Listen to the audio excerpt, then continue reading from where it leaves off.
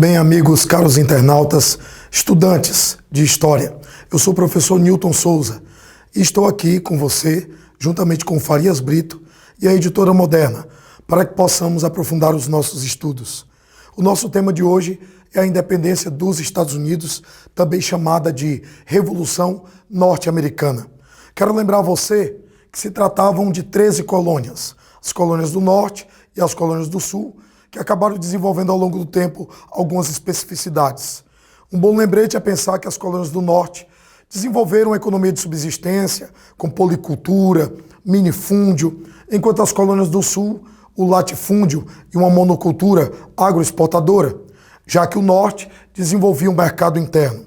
Foi exatamente por desenvolver o mercado interno que o Norte teve predisponência muito mais à condição industrializante, enquanto que o Sul acabou ficando fixado na perspectiva da agricultura ostensiva.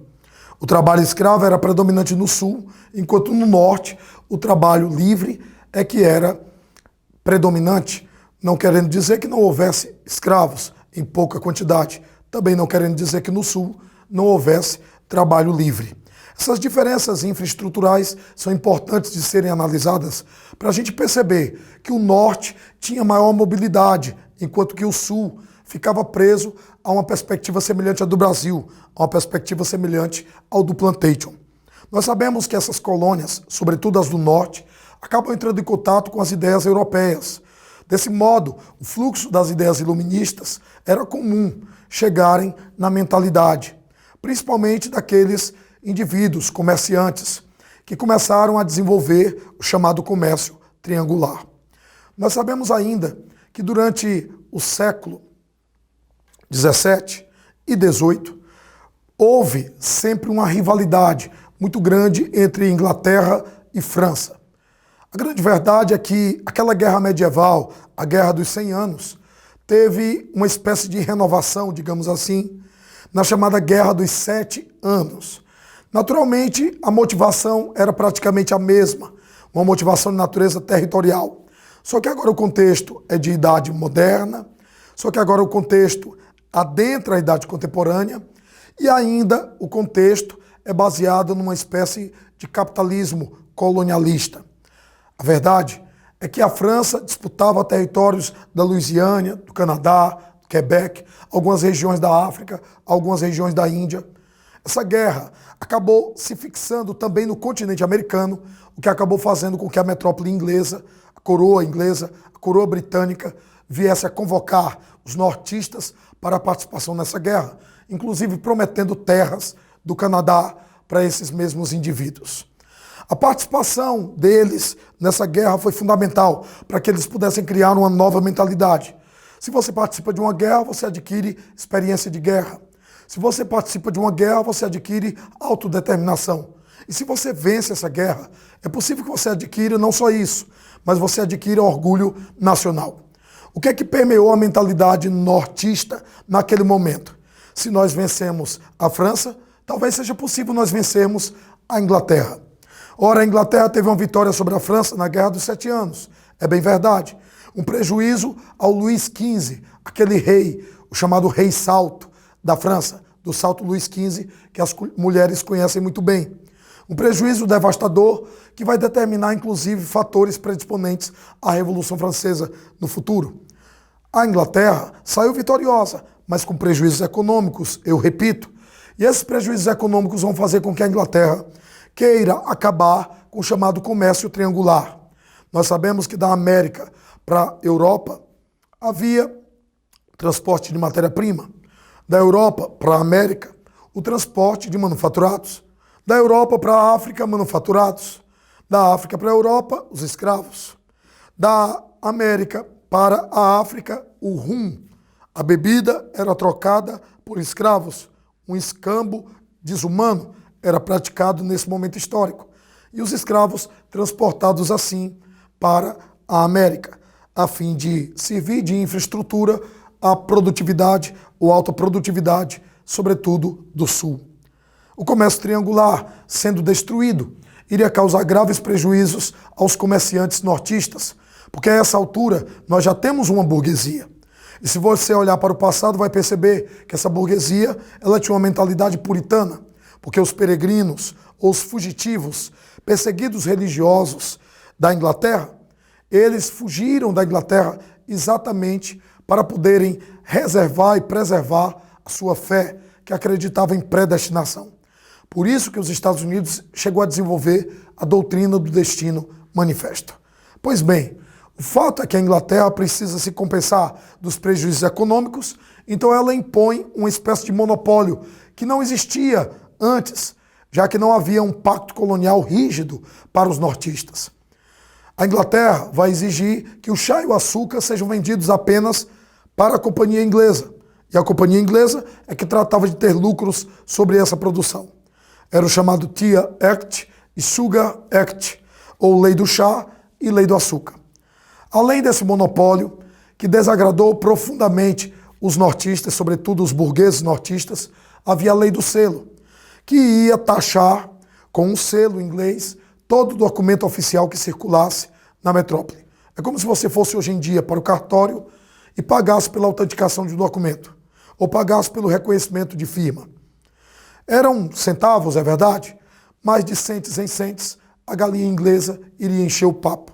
O protesto foi tão grande contra a lei do selo que os nortistas e alguns representantes sulistas se organizaram no chamado Primeiro Congresso da Filadélfia e exigiram que eles pudessem ser representados ou pudessem ser deputados nas assembleias do parlamento da Inglaterra, o que o rei Jorge III não poderia admitir e o que o parlamento também não aceitou.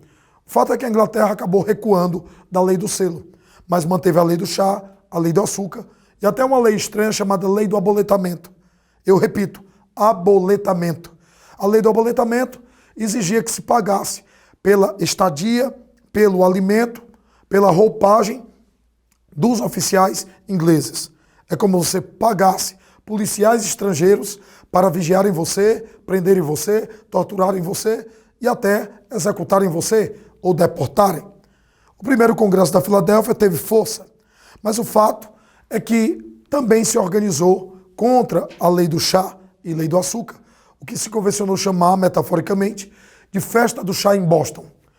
Nortistas se disfarçaram de índios, invadiram de madrugada os portos e acabaram lançando o chá dos ingleses no oceano, no mar. A verdade é que esse prejuízo causado aos ingleses, esse chá inglês que foi lançado no mar, foi um prejuízo profundo para a Inglaterra, o que fez com que a Inglaterra deflagrasse as chamadas leis intoleráveis. Ela acabou acariando, investigando, e ela acabaria chegando aos culpados. O fato é que ela fechou o porto de Boston, iria julgar os responsáveis na Inglaterra, iria exigir uma indenização pelo chá em prejuízo e ainda ia estabelecer o comércio, o monopólio do comércio de peles no Canadá e iria, assim, fechar as possibilidades de migração de muitos norte-americanos para o Canadá propriamente dito. Isso acabou fazendo com que os nortistas e sulistas se organizassem dessa vez no segundo Congresso da Filadélfia, que não iria buscar nenhuma negociação ou representação política, mas iria deflagrar a guerra. No segundo Congresso da Filadélfia você tinha homens como George Washington, Thomas Jefferson, Alexander Hamilton, John Adams, Benjamin Franklin, todos inspirados nos antigos escritos libertários de Thomas Paine, ou nos escritos de Montesquieu, Voltaire, Diderot, D'Alembert, Rousseau, os iluministas, e indivíduos que tinham, sim, um pensamento de busca de autonomia, de autodeterminação, de libertação colonialista. Contaram com o apoio da França, de Luís XVI, o rei que vai ser decapitado na Revolução Francesa, que investiu 2 milhões de libras nessa guerra de independência norte-americana. O investimento francês foi em soldados, foi em finanças, foi em suprimentos militares. A grande verdade é que os Estados Unidos vai vencer essa guerra contra a Inglaterra e vai estruturar um Estado baseado no iluminismo. Era a primeira vez na história da humanidade que o iluminismo saía do papel e se transformava assim numa espécie de síntese ou praxis realista, aplicável. Era a primeira vez que o iluminismo deixava de ser utopia. Essa é a primazia da independência norte-americana, o que faz da independência norte-americana verdadeiramente uma revolução. É uma revolução porque sai do Estado colonialista para uma república democrática federativa. Eles acabaram escolhendo o federalismo por conselho de Thomas Jefferson para poder preservar o ideal da comarca, a autonomia, o ideal de autarquia próprio de cada estado. Porque nos Estados Unidos o que se desenvolveu primeiro foi a região e não a união. Desse modo, iria ser criada uma união que iria garantir a autonomia dos estados, por isso a opção pelo federalismo. Os Estados Unidos na América nasceria desse modo, sem libertar os escravos. Foi uma independência sem cidadania negra, mas foi uma independência com cidadania e democracia, aqueles indivíduos maiores de 21 anos de idade, que teriam inclusive sufrágio universal.